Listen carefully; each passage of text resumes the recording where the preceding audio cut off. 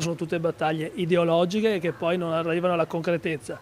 Sull'autonomia, ad esempio, ci manca ancora di capire come funzionerà, come saranno finanziati i LEP e quindi dal nostro punto di vista sono solo bandiere che vengono agitate. Torna a far discutere il disegno di legge sull'autonomia differenziata, una battaglia ideologica che non verrà mai compiuta, secondo il leader di Azione Carlo Calenda, linea sostenuta da tutto il partito che la definisce un contentino dato da Meloni a Salvini per far votare sul premierato.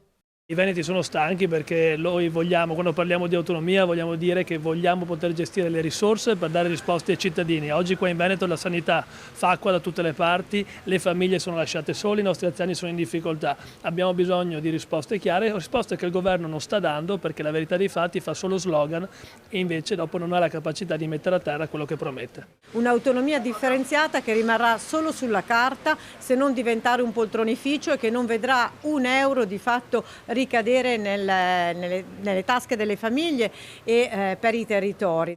Una presa in giro alle spalle dei veneti, attacca ancora Calenda. Nella legge nessun capitolo che parli di tasse e la necessità di finanziare i LEP, quando però, dice, mancano i fondi. Il rischio è che il Veneto, regione strategica per posizione geografica ed economica per il paese, con l'autonomia rischi di diventare, commentano da Azione, un poltronificio per i politici. Preoccupazione anche dai vescovi italiani, era stato il cardinale Zuppi ad esprimere per primo perplessità sul disegno di legge. Ora invece è tutta la conferenza episcopale a bocciare l'autonomia differenziata, bollata come una riforma che rischia di minare le basi ed il principio di solidarietà tra le regioni, presidio al principio di unità della Repubblica e creare inoltre forti diseguaglianze sulla sanità. Non fa sconti sulle polemiche, tira dritto invece il governatore Luca Zaia.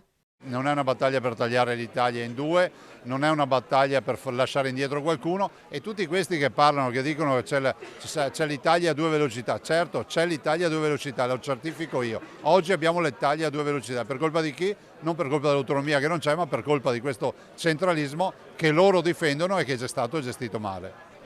Ma guardi, io sono come San Sebastiano, no? pieno di frecce, ma non mollo.